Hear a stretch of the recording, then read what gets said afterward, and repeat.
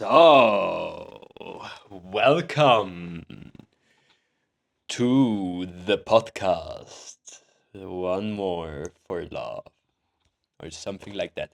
Not quite sure how I'm gonna call it, but I have my vocal coach, Liz Howard. She's wonderful, a wonderful soul. I'm very, very blessed that I've been able to meet her and that I work with her. Um, anyway, one thing she always says and asks me, can we do one for love? Of course we can do one for love, Liz. I mean, right? For love, it's for love. That's why we can. So I really want to implement that spirit into my podcast. So yeah, can we do one for love? Maybe that's the name. You will see what the name is once I upload it on Spotify and YouTube and what do I know. But right now, I am in March. Today is the 9th of March 2025. And this March is quite the special March for me because I heard them say that I should just create. Create, create, create, but don't post anything. Hold it back. Hold it, and load it. Just create. Focus on the creative process. And the fascinating thing is, I talk about this podcast since 2 or 3 months, and after 9 days in March, I record the first episode in German.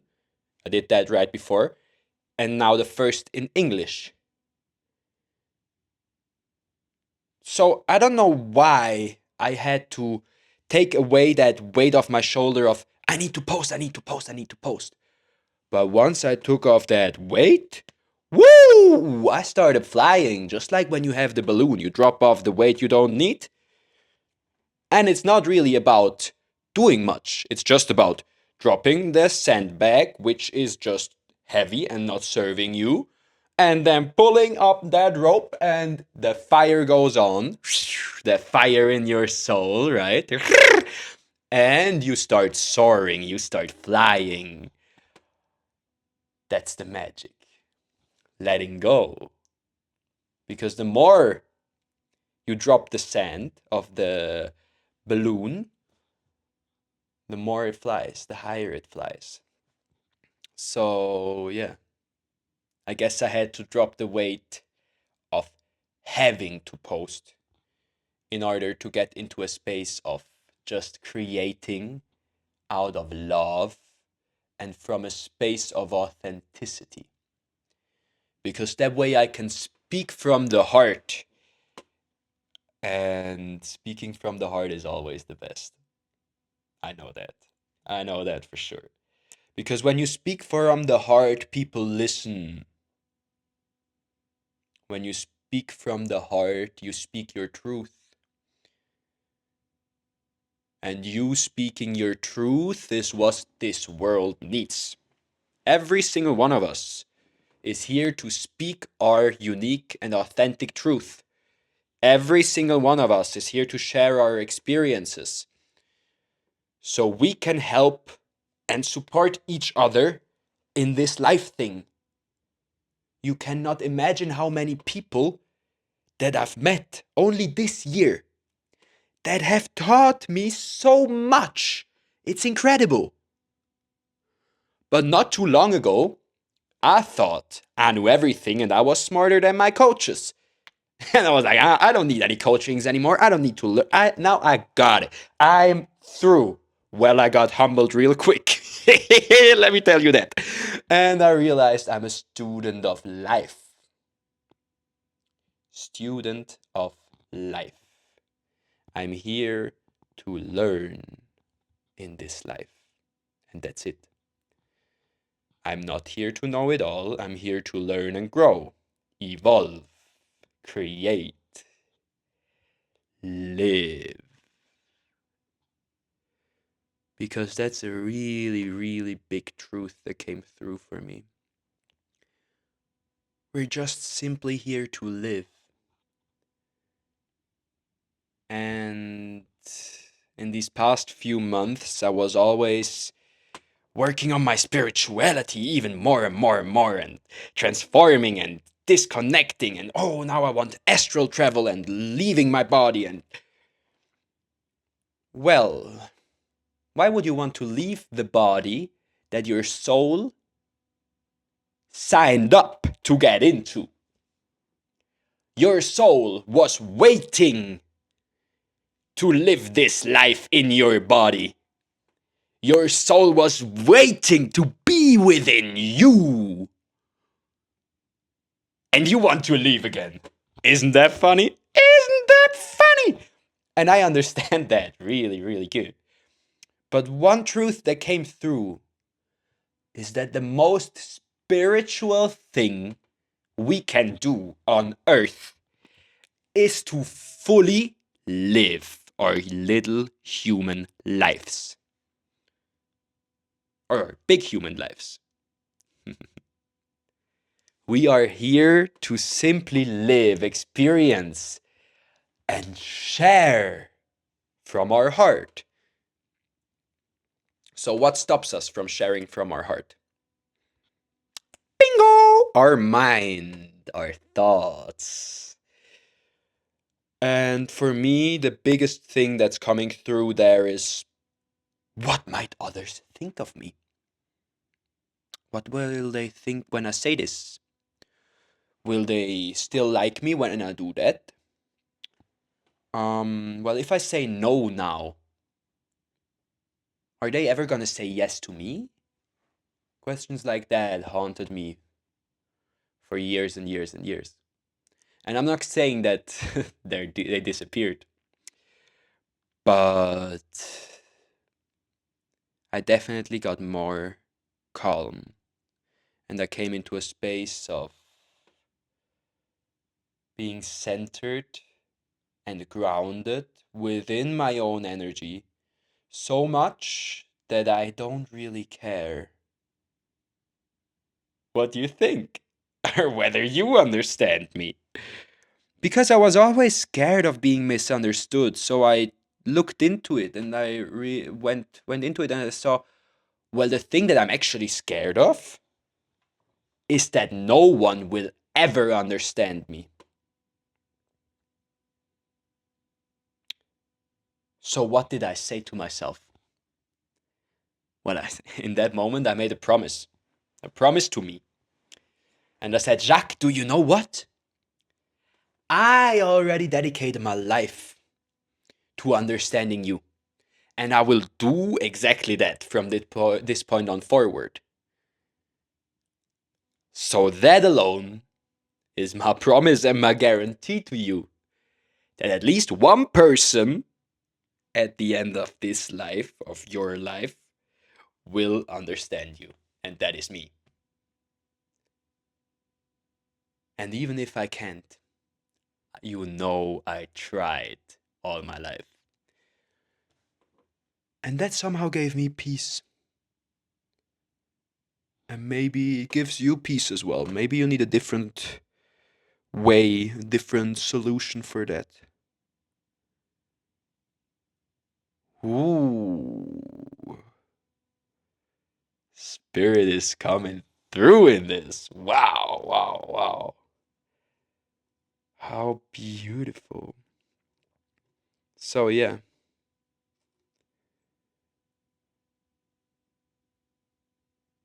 But what are others gonna think? That's the next thing. Well, what are they gonna think of you? Maybe they don't like what you do. Wee. Ooh, dangerous. What if they're not gonna like what I'm going to do? Huh? I was crippled by that thought. And all of a sudden, my wonderful vocal coach, Liz, is sending me a video of a guy that's channeling, and the lady is exactly having that talk with him. But what if I guess I'm afraid that others aren't gonna like it. And he goes, well, those that don't like it, who cares? Because those that don't like it, it's not for them. It's for the people that are gonna like it. So who cares who doesn't like it? Of course, there are gonna be people who don't like what you do, but if there are people that are gonna like what you do, if there are people out there that are waiting for you to share your gifts with them, then it would be selfish to hold those things back. Because I don't want to leave my comfort zone in order to create something that other people might need. Not just might, the fact that you have something to give defines that there is someone ready or willing to receive exactly that. So when you hold your gifts back, you're not being of service to anyone but yourself.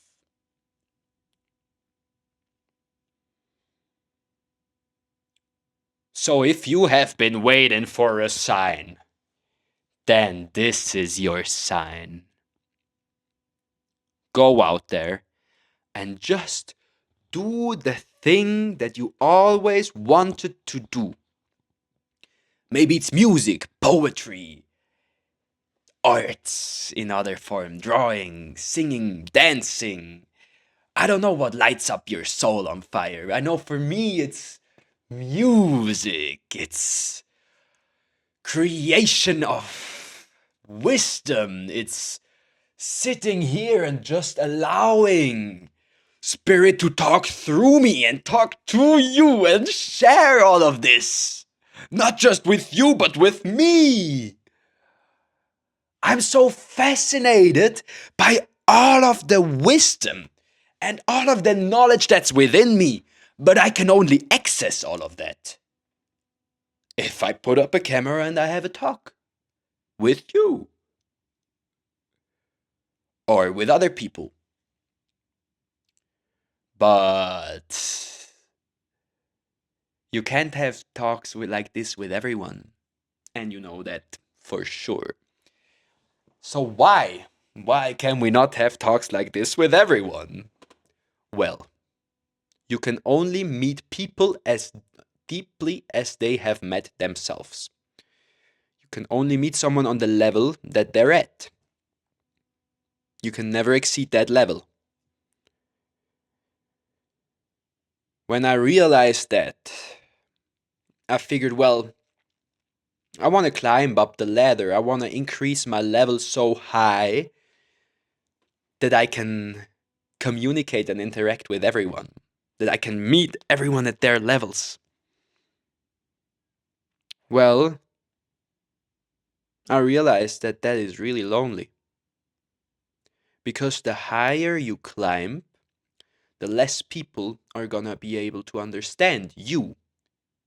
You understand them, but who understands you?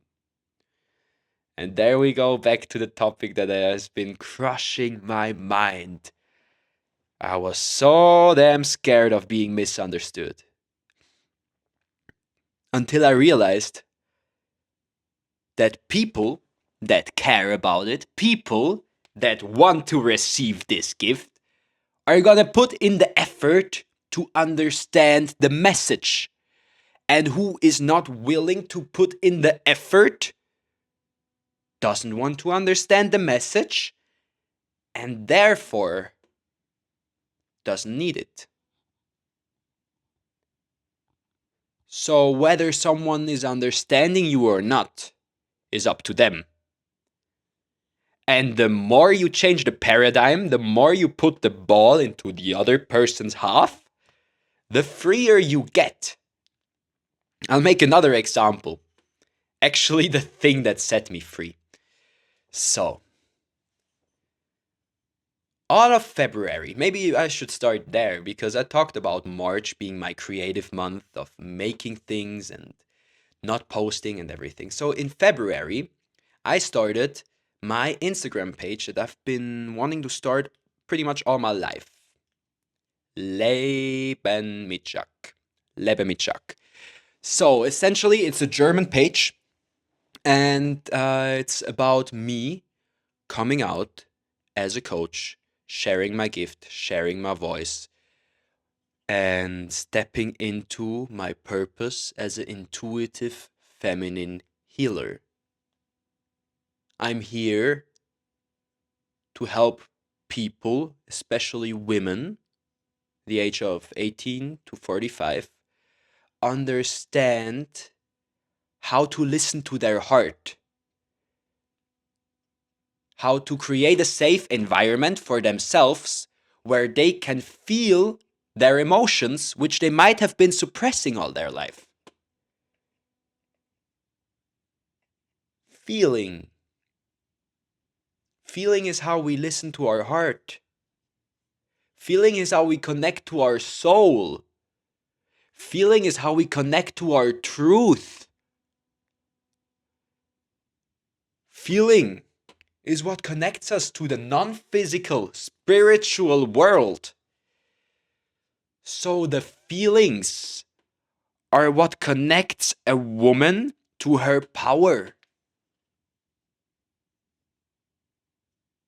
And that's why women have been disconnected from their feelings.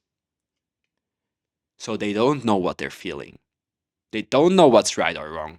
They don't know why they're getting angry at this person now. They don't understand it. Because they don't see that they have a whole mountain of stuff they have never felt back there. And that's not just women, to be honest. That was me. Ha! That was me! Whoo. Until I had started to cry again. The first time I cried in front of other people and I really allowed myself and I really felt alright doing it was on the 28th December 2024 in Berlin, in the middle of a club. I was there with two friends. They kind of took on a mom and dad role for me in that moment, of course, because it's always about your mother and your father wounds. It's what you came into, and it's not because they don't love you. It's just because they're they're also just kids. I mean, I can barely handle myself. Imagine having a child and having to raise that before you even had the time to work on your spirit and understand the depth and complexity of what we're even going through. Ay, ay, ay, ay, ay. Anyway, so on the 28th of December, I started crying and I didn't judge myself for the first time. And I was crying for 2-3 hours after, also while dancing. It was so relieving. I felt amazing. I even started laughing, happy tears, everything, a mixture of all, but very, very relieving. After that, I had an extreme emotional outburst slash breakdown with my mom. I'm happy that I didn't break anything when I punched on the furnace, not the furnace. Um, you put your cooking pots on there, and it's like a glass surface. So I can, well, it wouldn't have just broken because of course it's solid, but I've yeah. My hand hurt a lot after that. Anyway, that was one, and then I had another when I was with my grandma, and then I had the real shit going down by myself in the car.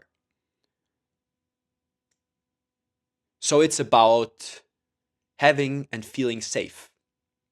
It's about creating a safe environment so you can feel the emotions that you have been suppressing all your life. And why do we need to feel safe, you might ask? Well, that's actually quite simple, but I'm happy that you ask. we have the sympathetic and the parasympathetic nervous system. So the sympathetic nervous system is your fight or flight survival mode. It is not about digestion. It is not about any of your like secondary functions of your organs. None of that. It's just about, ooh, there's the saber tooth. I gotta run. I gotta live. I gotta survive. We gotta get out of reach. And once that saber tooth is gone, oh, the parasympathetic nervous system kicks in. You start to relax. Your digestive system activates again, and yeah, you feel better again. You can also have different thoughts, create a new perspective on the things. You're not just trapped in this, yeah, one-dimensional thinking of your sympathetic nervous system. So when we don't feel safe, our brain is in the same situation as it was when we were chased by a saber tooth back, I don't know how many millions or thousands of years ago. But in what situation are we finding ourselves today when we're in these unsafe, stressing situations? We're sitting behind a desk, not able to move at all, having this stress, having this buildup of emotion, not able to yell at our boss, not able to do anything. You just, and you see how I get all tensed up just talking about that. It needs to go somewhere. And it needs to go, ow! Woo! It needs to leave. Whether you yell, whether you do sports, whether you move your body, you go for a run, it doesn't matter, but you need to burn. You need to burn the stress. Back in the day, it wasn't hard to burn the stress because the saber tooth came, you ran. You already burned the stress while you were running. So once the stress was burned, you also were done running, and you're like, oh, well, saber tooth is, oh, no, it's not gone. And then you're maybe back in the cave, and then it's all good. Um, but you see where I want to go with this. So it's about feeling safe. But what if we never felt safe all our lives?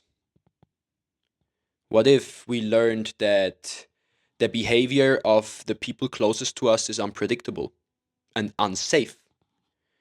What if we learned that we don't know whether we are being yelled at or we get a compliment?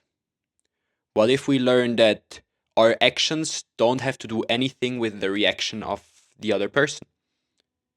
Whatever it may be, whatever you went through in the past,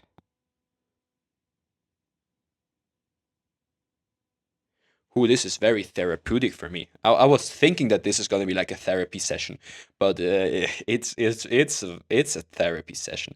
Um, so whatever it might be, whatever you might have been going through, when your sympathetic nervous system is running all your life and you never felt safe on a subconscious level, you have so much emotion which has been built up within you that has to be released and felt.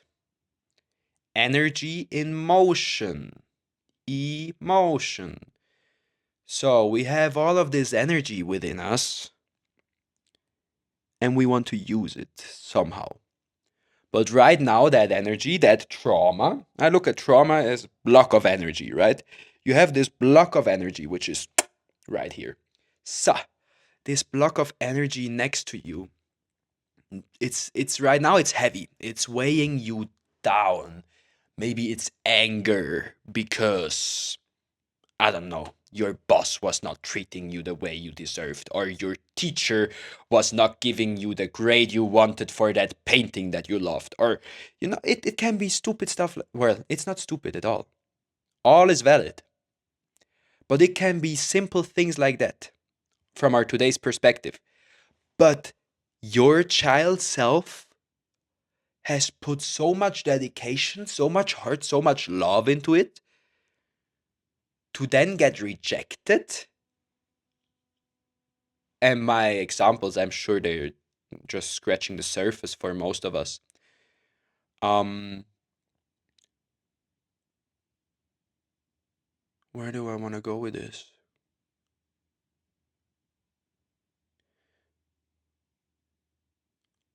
So yeah,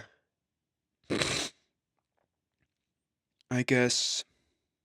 Wow, interesting.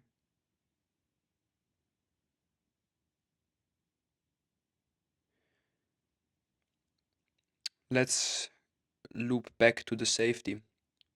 So once we start to know and start to have a space where we feel safe, that's when we can release.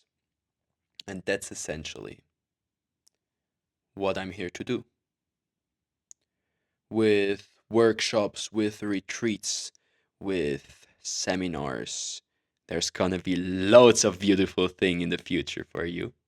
And I'm very, very excited to be sharing more details as soon as I have. Um, but within these spaces, which can be one on one, which can be grouped containers, whatever, we are gonna figure out how you feel safe and what you need to let go of all of the things that no longer serve you so your balloon can start to fly. Because it was never about pulling on that rope and lighting up that fire. It was always about cutting loose the sandbags around your balloon that are pulling you down, letting go. And the flower opening to bloom is literally the same motion, if right? I love it. So allow yourself to unfold and see what is within the center of you. What is at your core? Because you're going to realize at your core is your truth. At your core, there's your purpose, there's your soul, there's your calling, there's your life force, there's all of the good stuff that you're looking for. But social conditioning and the world kind of created this fake persona of you, this version of you that believes you are powerless, that believes you are not worthy of love, that believes you are ugly, that believes you are not capable, that believes so many things which are not beneficial to your highest good. So it's about simply unbecoming and unlearning all the things you're not. Like that scene in Karate Kid, I believe is the movie. I've never watched it, but the sensei sits there and the student sits on the other side, and then the student goes, "Can you teach me?" The sensei goes, "No." And the student kind of confused, well, why? Why can you not teach me? Your cup is already full. I cannot pour anything into a cup that is already full. You need to empty your cup, empty your mind, so you can start learning again. You need to unlearn all of the things that you learned that are not serving you to your highest good. Ooh, that one's powerful, right? So, how do we do that? How do we unlearn the things that we believe to be our own identity? Well, a big part of that is loving. A big part of that is loving ourselves through all of the experiences that shaped us. Let me say that again. A big part of that is learning how to love us and give ourselves grace through all of the situations and experiences that shaped who we are today. Who you are today is not who you were when you were born. When you were born, you were complete. You were the purest, highest form of consciousness. Pure love, pure presence, pure light, pure, Pure here. And now you unlearned all of that, and you've become this version of you that you had to become. I am so glad. I need to say this right now. I am so glad that you became who you are today. Because you became who you are today to survive. If you would not be who you are today, there's a high chance you would not be alive anymore. I know that that is true for me. If things didn't go exactly the way they went, I don't know if I would still sit here. I don't know if I would record this podcast episode with you guys. I really don't know. But what I do know is that I made it through. And what I do know is that you made it through. Through all of it. Even though the odds were stacked against you. You made it. You pushed through and you survived. Ahoo! You did amazing, sweetheart. Really. I'm proud of you. Keep going, and I'm happy that you're here with me. So now that we have made sure we are on the same page, once we have accepted who we are now, we can then start to shape and change. Also, let go. And in the process of letting go and unbecoming and unlearning the things that are not serving us anymore, we can come back day by day, minute by minute, second by second. We come back closer to our truest, highest form of being. And what is the highest possible frequency? Let me know. Do you know what the highest possible frequency is? The highest possible frequency. On the Hawkins scale, yes, it's enlightenment, bliss, love, but actually, even higher than that is authenticity. Authenticity. Standing and speaking your truth. Allowing yourself to feel what you want to feel in that moment. Allowing yourself to cry in the supermarket if you feel like crying in that moment. And not having to hold back the tears because what might others think? If you just let them out, there might even be a person coming to comfort you and listen to the story you have.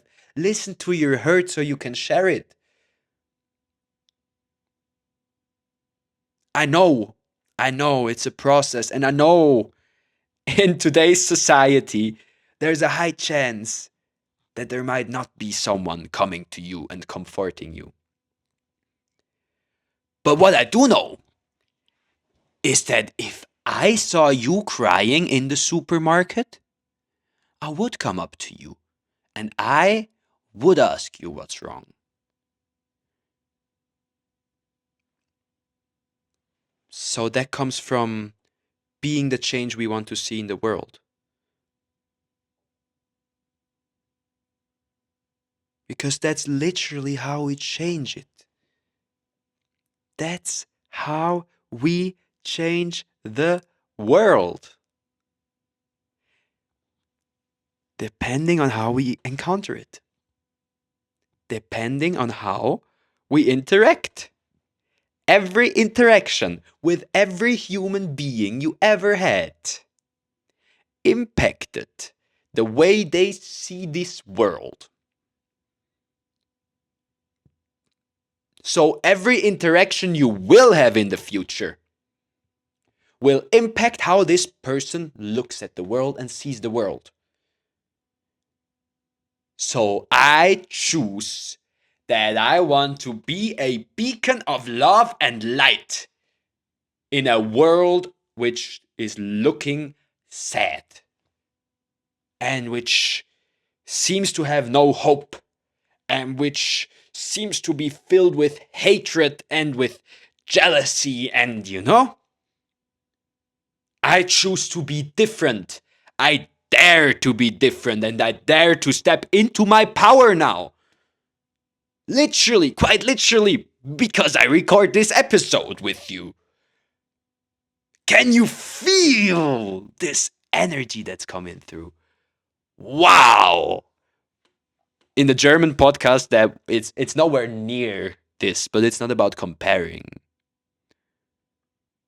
It's about seeing how we flow. Because also, this is the second episode, so I guess I'm just more in the flow itself. I landed on my little Louis Vuitton chair back here, and I feel amazing on it. Also, why do I have a Louis Vuitton chair? You might ask. I got this on my confirmation from my mom and dad, and well, it's still not really explaining how I got or why I have it. Um, well, we walked past a store which had chairs like this, like antique chairs, which they put on nice, beautiful new cloth. And this one chair is out of a castle in France, which is some belonged to some Louis the so and so much. Then what do I know? So when these guys got this antique chair, they decided, how cool would it be if we get a deal with Louis Vuitton to put on the Louis chair a Louis Vuitton cloth. So they messaged Louis Vuitton and they got the cloth, and Louis Vuitton allowed them to produce one chair. And that's how I got this chair in 2014. I think, yeah, it was written down here. 2014, 9 years ago. Wait a sec. I don't, no, 9 years ago is too much. Give me a second. Ooh. Ah. 2019. 6 years ago. Well, there we go. 6 9. Wonderful. Do you know about 369? Tesla knew about it. Do you know Nikola Tesla? I don't know if you do. If you don't, he's a genius, just as Albert Einstein. He created a tower. I'm not quite sure actually. I didn't really do much research on him, but all I know is he created a way of harnessing energy without cables. So if he put up his Tesla thing, his Tesla tower, in a distance of I don't know how many meters or kilometers around that tower, you could power your electrical devices without plugging them in. What? Can you imagine how crazy that would be if we lived in a world without cables? My oh my, cables everywhere, really. Imagine he was singing a song that the world was not able to listen to. His laboratory was burned down. His studies were taken away, or what do I know, classified. I didn't look into it, and I'm not gonna say much more on him because I believe it's a yes. Anyway, Nikola Tesla, one thing he said is that if you only understood the magnificence of the 3, the 6, and the 9, then you would have the key to the universe. Ooh, the key to the universe. Interesting. And then my little brain was like, "Oh, I want to know about 369, man." And then I started doing my own little I want to figure it everything out by myself because I know everything better than everyone else, of course, as always. And then essentially I started just writing down and just seeing if I find something that is gonna explain that to me. And what I realized about 3, 6, and 9 are a couple things.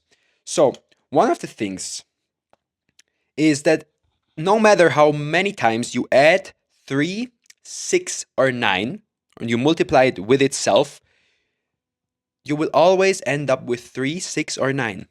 Never another number. Like 3 plus 3 is 6. 3 plus 3 plus 3 is 9. 3 plus 3 plus 3 plus 3 is 12. And if you create numerologically one number out of the 12, you make 1 plus 2, so it becomes 1. So it's 3 again. And that goes into infinity. 6, 9, 3, 6, 9, 3. Same goes if you multiply 6. 6 plus 6, 12. 3 again. 6 plus 6 plus 6, 18. 1 plus 8, 9 again. 6 plus 6 plus 6 plus 6, 24. 2 plus 4, 6 again. And 3, 9, 6, 3, 9, 6, up to infinity. Now, 9 is different. Because 9 plus 9 is 18. So, 1 plus 8, 9. 9 plus 9 plus 9 is 27. 2 plus 7, 9 again. 9 plus 9 plus 9 plus 9 is 36. So it's 9 again. So 9 will always only be 9. It will never become a 6. No matter how many times you add 9 with itself, like no matter how many times you multiply it or you add it with itself, it will always hold the energetic structure of the number 9 to infinity. So 9 is the highest possible instance. And for me, 9 is also symbolizing feminine energy, personally.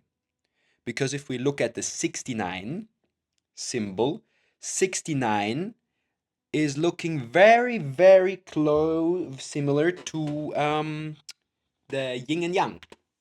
There we go. So if you're watching, if you can see the video, it's kind of this also the astrological sign for Cancer looks very similar to that 69. It's a symbol of balance, of harmony, of equality. So essentially, if 9 is the highest possible instance, then 6, what is 6? And if I think of 6, the first thing, of course, that comes to mind is 666, the number of the devil. Well, die Zahl des Tieres in German, the number of the animal. Well, I would also, if we look at masculine energy, isn't that exactly that? The animal within, maybe? That power, that force, that strength that's able to literally move mountains, build pyramids, whatever. And if I speak about masculine energy, I don't talk about men. I speak about masculine energy, which lives within men and within women. Exactly as there is feminine energy within men and within women. Back to the yin yang. You are not half of it, you are all of it. The universe. Universe. You. You're it all. You're the ocean in a drop, my love. So anyway, 9, highest possible instance. I would connect that to spirit in that case and to magnetic, all the feminine principles, feminine energy, and so on. Bam, bam, bam, that side. And on the other side, we have 6, which would then be the masculine, the force of changing physical, while the other is the force of changing spiritual. I'm not sure if that is the solution that Tesla had. I never looked it up. That's just what I came up You can decide whether you like it or not, or what part of it you like. As always, I'm just sharing my unique and authentic view on this world. And maybe, not just maybe, I might be completely wrong. So if you know something better than me, please share it. I'm very interested in learning always. And one thing that I'm very aware of is that I'm a student of life and that I'm here to learn in this lifetime as much as possible from as many people as possible. And I realized that everyone is my teacher around me. And it's really fascinating because, yeah, in these past months, not months, but in these past weeks, I really realized how much everyone around me is teaching me. Even though, I don't know, it's a toxic ex of my crush, which I would say has nothing to offer me. But if I'm open to listen and to meet him, then I realize, wow, even though he has these parts of him that are absolutely disgusting, yes, well, I have disgusting parts as well. So no shame in that. So even though he has that, he has another side which is so wise and has to teach me things. For example, he did never smoke weed all his life. Never had an issue with that, never cigarettes, any of that. Well, wow. You know? Who would have thought? But overall, you know what?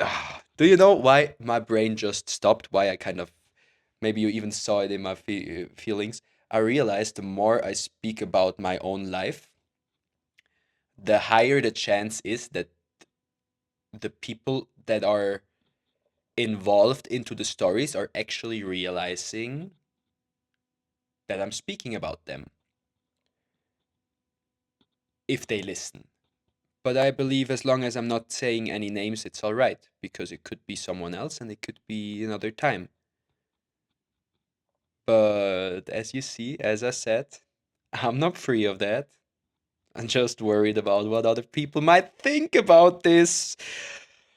But the truth is, it doesn't matter what they think. What matters is what I think. And I think that sharing these things is setting me free, is giving me life. I'm feeling good. I'm sweating, to be honest. I'm getting really hot over here, like really hot. But I'm also touching on some subjects which are spicy, so maybe that's why I'm getting hot. Whoo. Um. So yeah,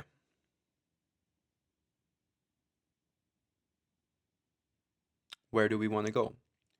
What else do we want to share?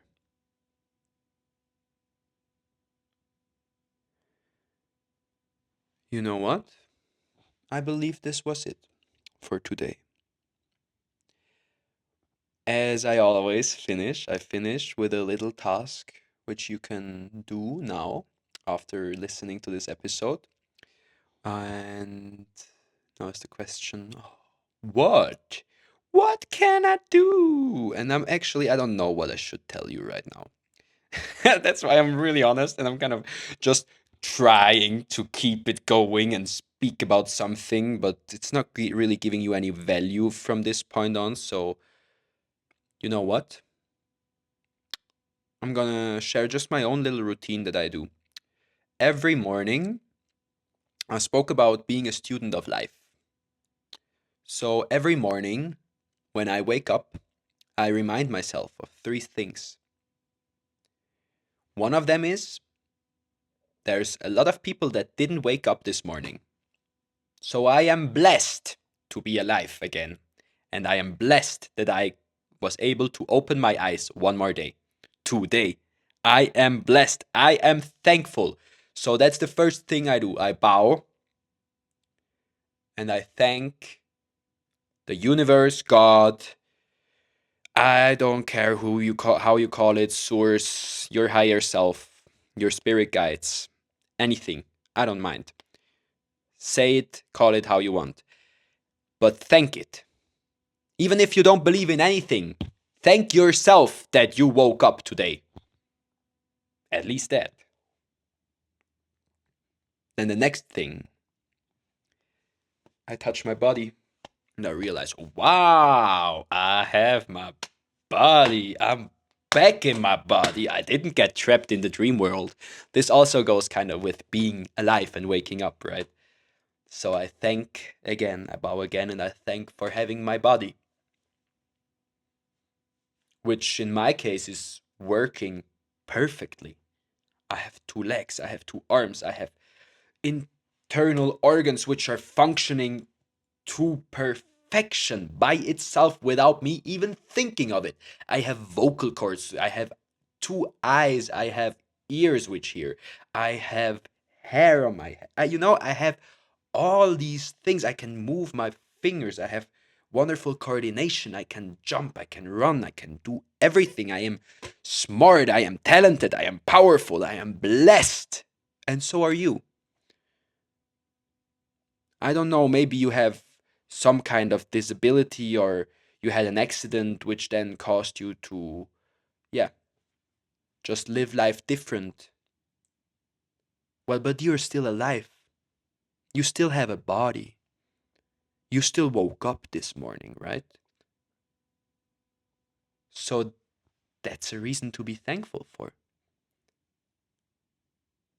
Or what do you think? Of course, it's easy for me to speak from this side if I never went through something like it. But in my experience, I have so much respect of all of these people which are going through life with some kind of handicap. And usually, it's the people that can barely move their body and that sit in these chairs which are electrically powered and they move this little joystick to drive around and they can't really talk, they can't really move their head, anything. These people seem to be the happiest, the most heartwarming, the most loving people on the planet. And I didn't really get the chance to meet one of these people on a personal level to depth. Maybe I didn't allow myself because I was judging them or I was scared of them for some reason. But now, from my point that I reach now, I would love to meet these people and to understand why are they, why are they standing up? Why are they going one more day? I mean, I can do all I want and speak with who I want and walk up the stairs without any, it's like easy for me to go anywhere. What about people that don't have that? Wow, how are they living? How are they must have such a different view on life. Maybe they also just view it simpler. And life actually is simple and we're just making it complicated in our minds. Well, that's a big truth that came through. Because, yeah, oftentimes we only suffer in our minds, not in reality. And once we change the paradigm in our mind, we change our whole reality. And I have a beautiful example for that. I believe I didn't. Yeah, I'm looping back to it now. So, February, I was in a deep, deep hole. I was feeling like I was in deep sleep, to be honest.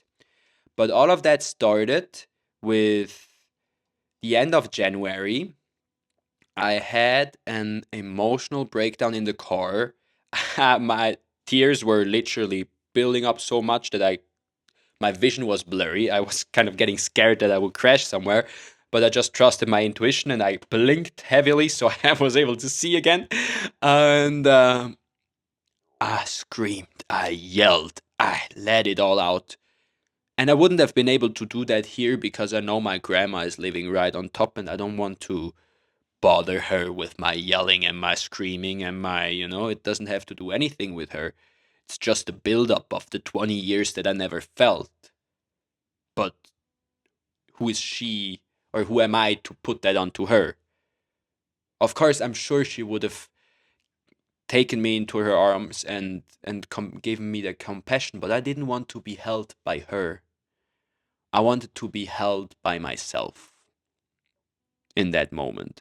And I wanted, especially, my soul was crying out. It was crying out, I cannot do this anymore. I cannot help everyone. I can barely help myself. So let me live and let me do the things for me and not for everyone else.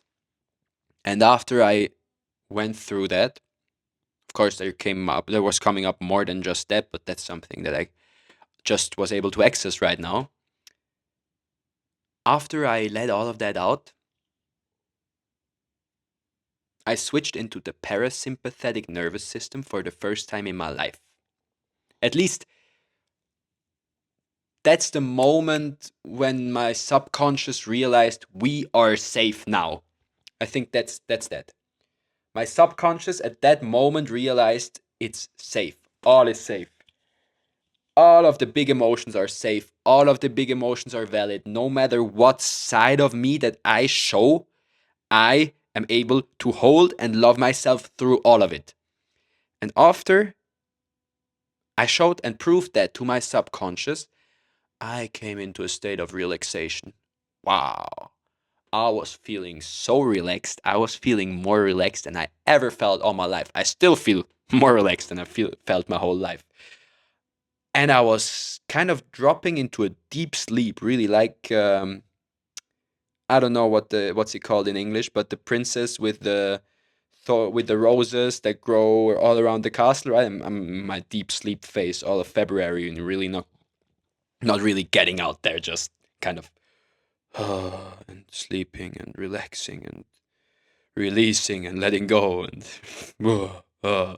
and all of a sudden I just keep on also spiraling, right? I'm in this same narrative. I trap myself in that. I go, "Oh, I can't help her. I can't help her. I can't help her," because I realized, oh, there's this girl that I like, but she doesn't seem to want my help, and she doesn't. Yeah, But that's right where it was, right? She doesn't seem to want the help, or at least right now, she cannot grab the hand for whatever reason. But as long as I'm here and I'm like, I can't help her, I can't help her, I can't help her, just because she's not grabbing the hand, I'm suffering for nothing over here. I'm suffering for nothing, really. So, how did that end? How did it change? One sentence. She knows I'm here if she needs me. When she needs me and if she needs me, I'm right here. I have my hand already out. And she knows. And that alone is all I can do. And that alone is a lot. Knowing that there are people that have your back no matter what, that will listen to your story without judgment, without giving you a solution, but that just listen to your story for the sake of understanding what you have to share, what you have to say. Because if someone allows you to speak and to share all of that, you start healing and you see what you have to do yourself. I'm not really healing anyone.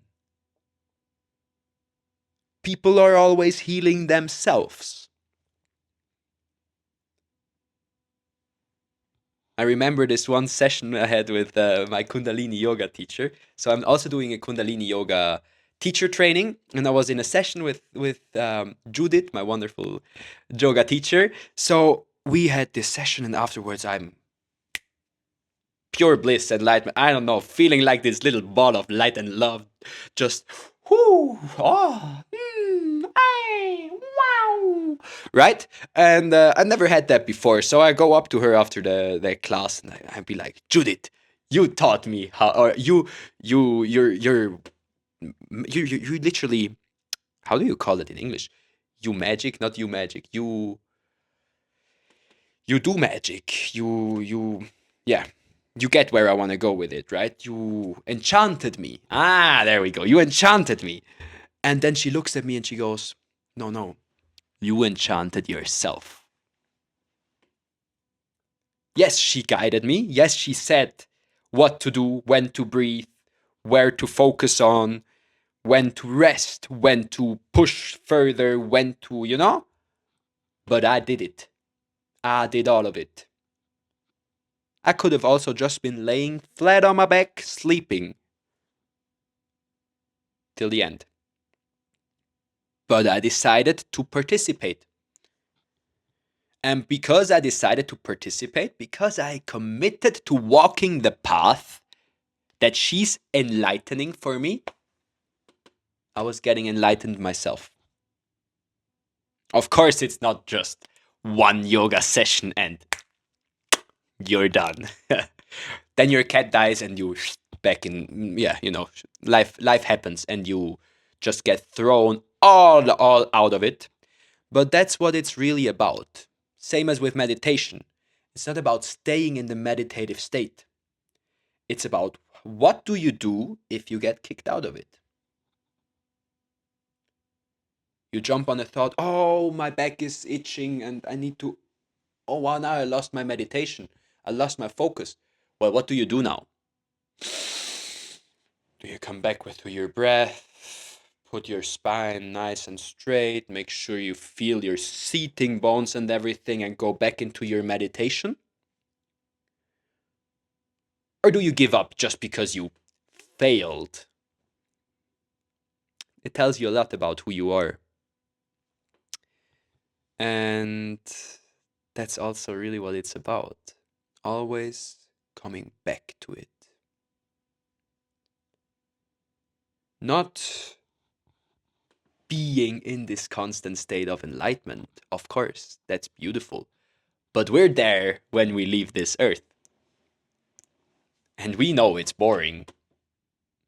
Imagine being constantly in enlightenment, constantly in love, constantly all knowing, and constantly aware that you are all one. Like fully aware. Like, I know I am all of it. I know I am, I know I am God. Like, fully standing in that. Because you are just aware of it. Because you feel that you're connected. You literally see that you're connected. Because you're not in this physical form. Well, it's boring, I imagine. Because no matter how many days, no matter how many years, nothing changes. Everything seems to be the same. And even if you become nothing, nothing cannot experience anything. So I don't believe that there is anything to experience in the nothingness. So you can stay there for millions and millions of years, and when you come out, it was the blink of a second. Anyway, that's why we came onto this earth. That's why we came into our physical bodies. Because down here it's interesting. It's uncertain. It's unsafe. Down here we can get hurt. Down here we can feel pain. We can hurt our bodies ourselves, or we can just get hurt. We can have injuries. We can even have mental pain. We can even make ourselves suffer more than we should. There's so much possibility down here. And it's uncertain. It's exciting. We don't know what's coming next. We don't know what's coming tomorrow. All we know is that we have the present, infinite present. And all I know as well is that from this present, we create our whole reality. All of it. All of it! Because depending on what you put out, you attract something else. I don't even know how many topics I'm touching on, or if I'm kind of looping this kind of nicely, but I'll just continue. So we come to manifestation. What energy are you putting out into the universe? What thoughts? What words? What feelings? What beliefs? What actions are you putting out? What are you showing the one above? Are you showing him you deserve the life of your dreams, or are you showing him you don't deserve it? Are your actions in alignment with what you want, or are you breaking your diet again? And of course, it's not all about diet and having the perfect body, but it's just kind of what we always come back to in our society, or what I always come back to. I don't know. It's what I see as something very, very relevant, that society tries to tell us something's wrong with our bodies because of how they look. Well, do you feel healthy? Can you move? Well, then there you go. Yes, I also have, sometimes I'm more bloated, sometimes I'm less bloated, this and that, and blah, blah, blah. Well, I also worked on myself, and now this little kind of bod that I had, had this skinny fat, like little belly on my belly. But apart from that, I was quite skinny, and I was really insecure about it. Because how could I be skinny and not have a six pack? Man, that's fucked up. But now I work on myself consistently. And it's gone. It's gone. Yes, the abs are starting to show, but only little. And of course, now I'm judging that I only see a little of it. But as I speak of this, I realize, whoa, look where I was back then. I was so unhappy and so insecure about it. And now they show. They truly show. Wow. Like, whoa, it's the moment that we are so caught up with the future and the next best thing that we are not able to appreciate where we are right now. And if we don't appreciate where we are right now, we will never be happy, because the only place where you will be happy is right here in the present. I'll say that again. The only place that you will be happy is right here in the present.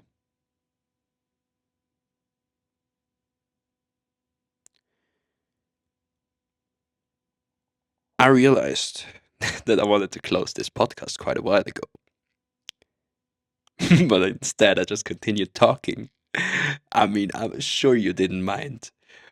I didn't mind. But I'm going to close it now. So every morning, as you wake up, and as I wake up, you can try it for yourself. See how you feel.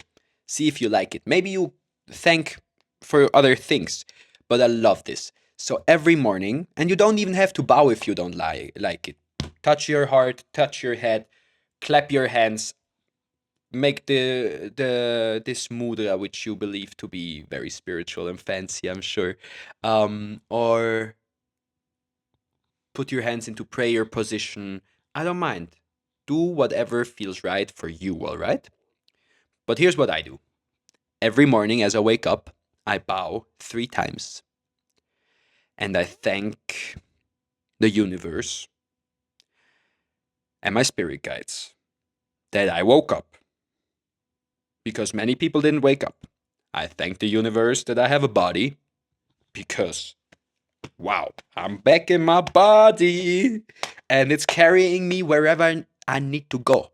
Wherever I need to go, my body carries me for sure. Wow, so beautiful. And now that on to the last thing, which you are for sure getting excited for because I didn't say it before. The last thing I thank the universe for having me as its student. So I go, right? Thank you for having me as your student today. I will do my very best to learn. And that just reminds me that there's so much to learn in every day, and that there's so much that every person I meet can teach me if I'm open to receiving the wisdom that they have to share. And the only way that I am open to receive the wisdom is if I am aware that there's a lot that I don't know. I know that I don't know. So remember to bow 3 times if you'd like. Try it if it resonates with you. Maybe just remember yourself every morning that it's a blessing to wake up and touch your body and just tap it and wow, thank you that you put me back into this body. Thank you that I woke up. That's it. Because it will help you to appreciate your life. There's another concept called memento mori, where it's like remember that you will die one day. And then you can order this sheet which is gonna make loads of little points, and each point is a week, and then they did on some kind of average calculation. They put it out for you, and you see how many weeks you have left to live, and then every week that passes, you like make the dot black, and you just see how your life is vanishing. I don't like that because it's kind of, why should I remember death? I know that death is gonna come. But why should I remember or remind myself every day, every week that I will die, that it's inevitable? I would rather remind myself every day, every time I wake up, man, I would rather remind myself that I'm alive today, that I did not die, that I refused to go over in the other side, because I know that there's something out there that I will accomplish. Maybe today is not that important, but it's a day. And it will lead you to the most important day of your life. And I'm sure there's going to be some very important days ahead of you. Because if you listen to a podcast like this, oh, baby, you're already on the right path, on the path to enlightenment. So, thank you very much for listening. This was the one podcast for love.